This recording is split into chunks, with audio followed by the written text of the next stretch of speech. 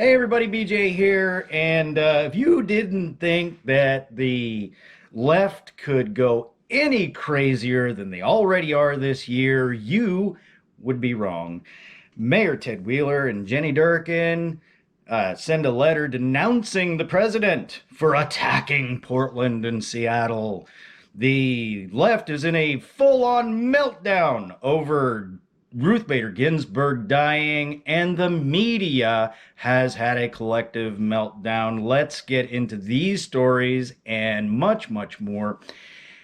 But first,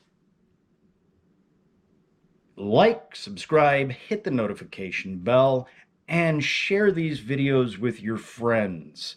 And go to my website, shamarisdyer.com, where you can get one of these really cool fishing lures, and they swim like actual fish, and the fish love them. They hit them hard. So if you like these videos, like, subscribe, hit the notification bell, and let's read the news. Leftist militants order passenger in surrounded truck to say Black Lives Matter. Put up his fist in Portland street. The interesting thing about this story is he actually does it.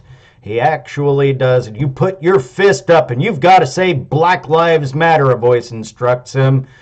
Say effing Black Lives Matter right now, a threatening shout is heard. At one point, the man apparently insists that he did say the phrase, but one of the leftists isn't convinced. I didn't hear shit, bro. Loud and proud, a voice hollers. Finally, the truck passenger apparently satisfied the leftists, and the mob appear to back off. Okay, I appreciate it, one voice says before the clip ends. Oh, wait a minute. Yes, it wasn't good enough because they smashed his truck up. They beat the hell out of this car. There's another incident where a woman with a dog in the car was trying to drive through, and they just tore the hell out of her car. So, hey man, 100 and some days in Portland. Took a couple days off because of the forest fires, or the wildfires, but they're back at it, and they decided that they were going to walk through the streets last night in Portland, and stuff happens, I guess. This is getting ridiculous, people. This is getting ridiculous. People are tired of this. Everybody in Portland is tired of it. Everybody in Seattle is tired of it. Mayor Ted Wheeler has put out a statement basically denouncing the president for putting his city on a list. Donald Trump put Portland on a list of anarchist cities. And here's the criteria. Whether a jurisdiction forbids police from intervening to restore order amid widespread and sustained violence and destruction, whether a jurisdiction has withdrawn law enforcement protection from a geographical area or structure that law enforcement officers are lawfully entitled to access but have been officially prevented from accessing or permitting access only in exceptional circumstances, except when law enforcement officers are briefly withheld as a tactical decision intended to resolve safety and expeditiously a specific and ongoing unlawful incident posing an imminent threat to safety of individuals or law enforcement officers. Whether a jurisdiction disempowers or defunds police departments, whether a jurisdiction unreasonably refuses to accept officers of law enforcement assistance from federal government, any other related factors the Attorney General deems appropriate. So basically, what's going on is Donald Trump has called the DOJ and said, look, there's all of this violence in all of these cities, so we need to put a set of criteria together whether we're going to fund or give money to anarchist cities. Now, New York, Portland, Oregon, and Seattle, Washington. Of course, we all know about the Capitol Hill autonomous zone, but in Portland, this is the list of of complaints from the federal government. This month, Portland marked 100 consecutive nights of protest marred by vandalism, chaos, and even killing. Those bent on violence regularly start fires, threw projectiles at law enforcement officers, and destroyed property. Numerous law enforcement officers, among others, suffered injury. There have been over 1,000 police that have either been killed or injured by Black Lives Matter and Antifa riots. That is unacceptable. And for Ted Wheeler and Jenny Durkin and Bill de Blasio to send a letter to the President of the United States basically telling him to go F himself is unconscionable. The people of Portland are sick of this. You have people throwing water bottles off the balconies of these apartment buildings. You have people going out and getting in their faces because they are sick of it. And Jenny Durkin and Ted Wheeler and Bill de Blasio just do not care. They don't care. They want what they want. They think that by capitulating to the mob, you're going to keep this violence down. It's not going to happen. You need to let your police do their jobs because that is the only thing that these people understand. If they have a 20-year sentence in federal court or in federal jail, they will not go out and riot. They won't do it. They don't want to spend the rest of their lives in jail because somebody told them to do something stupid. Shootings increased by more than 140% in June and July 2020 compared to the same period last year. In the midst of the violence, Portland City Council has cut $15 million from the Police Bureau, eliminating 84 positions. Crucially, the cuts included Gun Violence Reduction Team, which investigates shootings, and several positions from the police team that respond to emergency incidents. In August, Portland Mayor Ted Wheeler sent a letter to President Trump expressly rejecting the administration's offer of federal law enforcement to stop violent protests. They don't care. And when you have Ted Wheeler, Jenny Durkin, and Bill de Blasio calling this political, saying that Donald Trump is making this political, it's not him that's doing it. It's not him that's doing it. It's them. When you have the governor of Oregon goes and has a meeting with the leadership of Black Lives Matter and basically sticks her middle finger out at all of the people in Portland and Eugene and Salem and all of those surrounding areas, because those are the people that are taking the brunt of this. Those are the people that are getting hurt. When you have them basically sticking their middle finger up at the police officers and telling these people to keep it up, something is broken in Oregon and Washington when you have these people capitulating to the mob and letting them run through the streets, harassing, hurting, destroying property, and killing people. When those are the people that you support and you have flipped off the entire state of Oregon and Washington and New York at this point, I don't know what to tell you, man. I don't know what to tell you because these people are crazy. 11 arrested at a violent Antifa protest outside Portland ICE facility.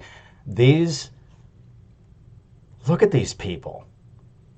Look at these people. They don't even look normal. They're recruiting crazy people.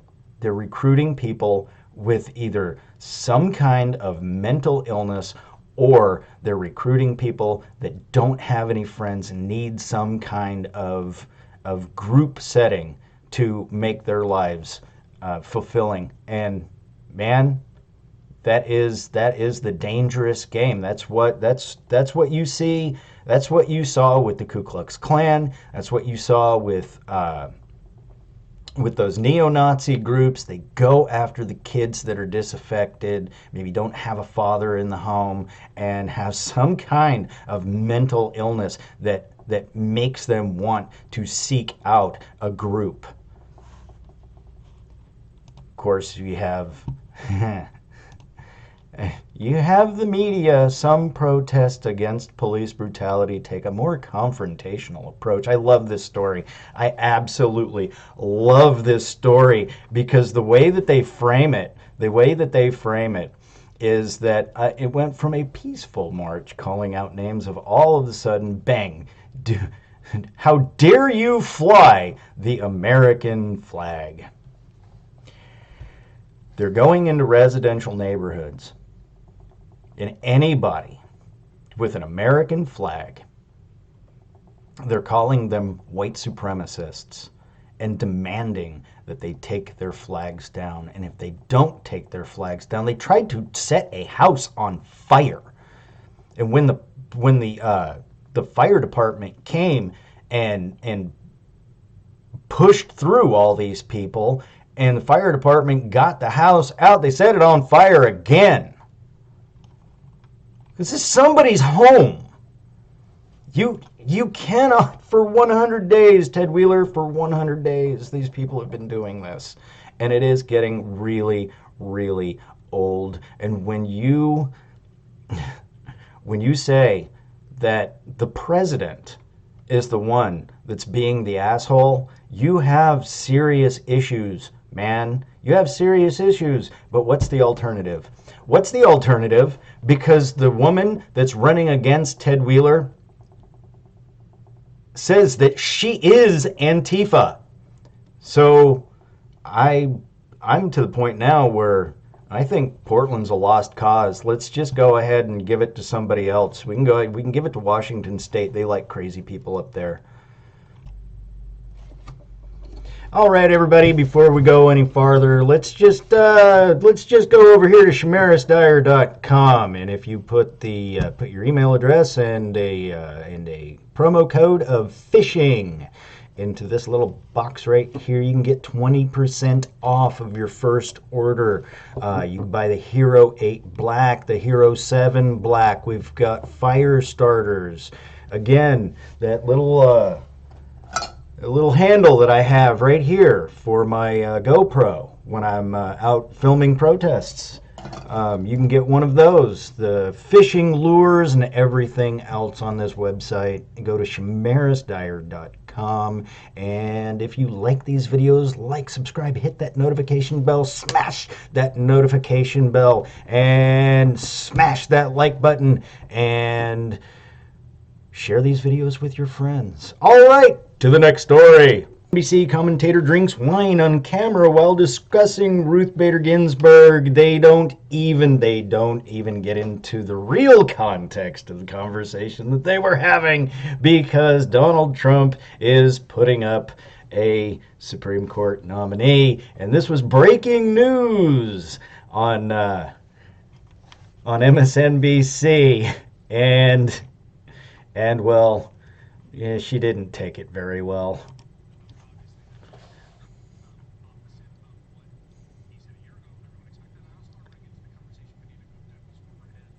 Yeah, okay. So, cheers to you, RGB. An MSNBC commentator knocks back a glass of wine on air while discussing the fate of the Supreme Court in light of Ruth Bader Ginsburg's death Friday. Writer Rebecca Traister could be seen taking a sip of wine, vino, from her glass as she was video interviewed by host Chris Hayes about the future of the bench. Yes, it was wine. I got the news while at dinner with my family, and the call on Chris's show soon after. Without thinking about it, I brought my beverage with me, Traister told the Post. Twitter users lapped it up. It was absolutely hilarious because she took a drink right after the breaking news that they were moving forward in the Senate with the confirmation process. Here's here's the crux of the argument from the left. The woman that Donald Trump wants to put up is not a big fan of abortion. And the left has said for years that it's always been Ruth Bader Ginsburg that has been the one fighting for abortion in the Supreme Court. The only problem is they're really not being truthful in that this woman doesn't want to ban abortion. All she wants to do is to leave it to the states as far as the abortion issue is concerned. Take it out of the federal realm, give it back to the states of Connecticut or Oregon or Washington or California. Want to have abortions, perfectly legitimate, perfectly legal. Take it out of the Supreme Court's purview, take it out of the federal government's purview, because for years now, we've been hearing that abortions should be rare and safe, okay? Rare, safe, and legal. Now you have the left, they're trying to put up crazy, crazy ideas as though they're mainstream. And something in the realm of 97%, don't quote me on that one, it's probably wrong, but around 97% of people say that an abortion in the third trimester, and especially the governor of Virginia talking about how we should allow people to kill their children after they're born. The 90 some percent of Americans say that is crazy town. That's not right. All right. And I got into a conversation after the Virginia governor had said that, and a friend of mine was a huge Hillary supporter back in the day, and he said, "Oh, you're lying to me. That can't be true." I said, "Dude, get on your phone right now, find the video. He actually said it, that you should allow parents and a doctor to decide if a child is just born, that you should be able to kill it if that's what everybody wants to do." That's nuts. That's nuts. And these are the kind of ideas that the Democrats are trying to make mainstream. Most people in America don't even think that you should have an abortion after the first trimester. The number of people that would say that a third trimester abortion is crazy. But to have somebody actually come out and say, "Hey, we should be able to kill the child after it's born." No, no, no. Most people are not going to go for that. And these are the kind of ideas that Democrats have been trying to make mainstream. It is crazy town. But when Ruth Bader Ginsburg has been an advocate and a staunch supporter of abortion, because she started out fighting for women's reproductive rights, and now we have somebody that's going to come in, and left is saying, "Oh my God, they're going to outlaw abortion." They're literally having a collective meltdown on every leftist show in America. But now they're coming out and they're saying, "Oh my God, they're going to ban abortion and all of this." When really the stance of this particular nominee is really misrepresented. She simply wants to leave it to the states and allow the states to decide for themselves whether they want abortion in their states, which means that places like Alabama, maybe Texas, places like Mississippi, these really staunch conservative, freedom-loving Second Amendment states that are controlled by the Republicans in the South, those states probably wouldn't have abortion, because Abortions don't go over well in these Bible Belt conservative states. So after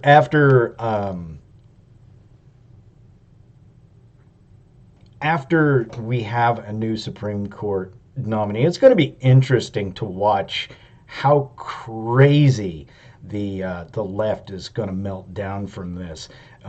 It's going to be an interesting election cycle. It's already been an interesting election cycle simply because of all of the things that have happened and how much the president is winning left and right against all of the craziness. But I'm going to leave that story there. Let's get to the next story. CNN's Don Lemon. We're going to have to blow up the entire system if Democrats win back the White House and the Senate. You're not.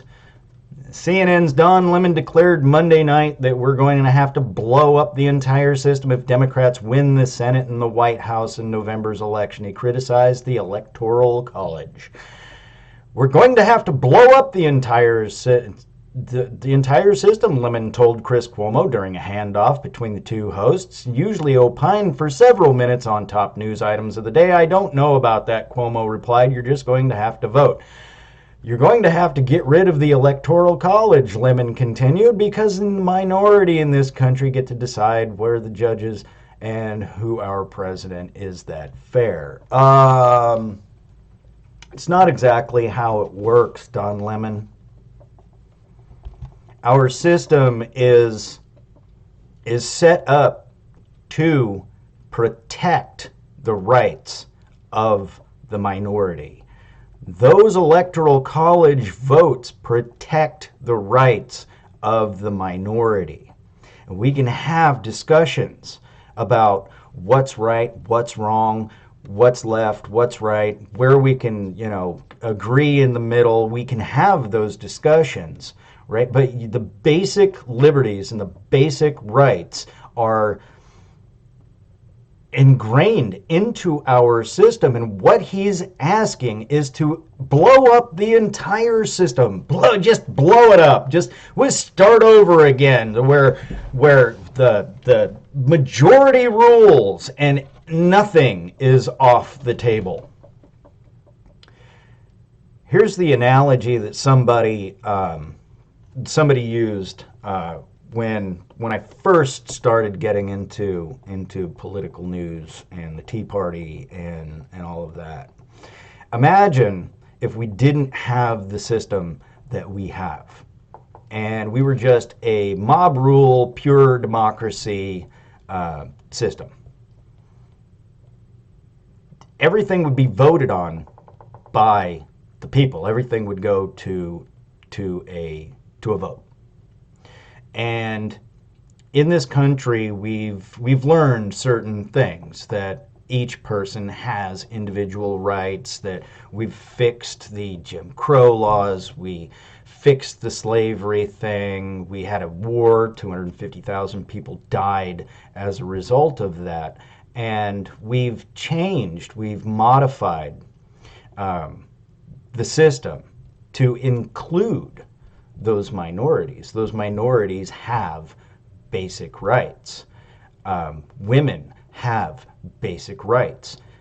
Blacks have basic rights. Everybody in this country has the exact same liberties and rights. And if we had a mob rule system, we had a majority rule system, we could pretty much put anything into law. Imagine we've worked for several decades to get people indicted and sentenced to huge sentences for rape. And imagine if, say, the men in this country were 51% of the population, and every guy said, you know what, let's just make rape legal. Well, no, you can't do that, because women have basic rights, and we've kind of come to the conclusion that, if it breaks your leg or it picks your pocket, it probably should be illegal, right? That's how a mob rule would work. That's how, because the majority of people in this country would look at these look at these things on the ballot, and usually they have rosy language for it, right? The Affordable Care Act, which made Obamacare completely unaffordable. Who knew, right? This is why we have the system that we have. This is why we think the way that we think, because we have basic liberties and basic rights for everybody, and you can't violate those rights. We have the right to freedom of speech because you have a basic right to say what's on your mind, even if somebody doesn't like it. Imagine a world where we didn't have free speech, right? And you said this country should be communist. And you have the Republican Party writes a law that says nobody can say that communism is better than capitalism. Nobody can say that the communist philosophy is better than the American philosophy. Imagine that. Imagine it was the other way around. Imagine it was the other way around, where you have complete anarchist leftists saying, hey, you know what we ought to do? We ought to just install communism because, hey, nobody has basic liberties. Come on, man. No, we debate these things out. We send representatives to Washington to debate these things out. And people that can make the best case for it, and you're not violating the rights of everybody in the process, well, they get put into law. And then the Supreme Court decides whether those laws are constitutional or illegal. It's a brilliant system. It's a brilliant system that's worked for, 240 years now? So I don't understand what Don Lemon is even talking about, because you're going to burn down the entire system because one guy that you don't like is the president of the United States? One guy? I mean, we've had presidents win the electoral college and not win the popular vote. We don't vote people in based on the popular vote. Why? Because it gives the states, the smaller populated states, it gives them just as much power as the populated states. You don't get to just change everything on a dime, because how's that worked out for you in the past, Democrats? You've changed a bunch of rules in the Senate and it ends up biting you right in the ass. So I don't understand. Which it was kind of funny actually, because Chris Cuomo kind of gave him a little bit of a civics lesson. Well, you're gonna have to have 2/3 of the states change that. Oh, we can do that. We can do that if we have a Democratic Congress and Democratic Senate. No, you can't. No, you can't. No, you can't. Because your Democratic senators aren't doing well. Your Democratic congressmen aren't doing well. And Joe Biden and Donald Trump are neck and neck right now. So you're not going to have the supermajority that you need to get all 50 states to vote for this crap. Chris Cuomo actually gave him a civics lesson and said, yeah, that's not it. Well, you need 2/3 vote in Congress and 3/4 of the state legislatures, Cuomo noted. That they may be able to do that, Lemon argued. Really? Are you going to vote in that many Democrats? Are you going to flip all of the states Democrat? I don't think you can do that. I don't think you have a prayer. Now, Doesn't mean they can't try. Doesn't mean they can't try to make a law. And it'll go to the Supreme Court, and the Supreme Court will say, no, sorry, can't do that. You know the rules. Stop trying that. Stop doing that. But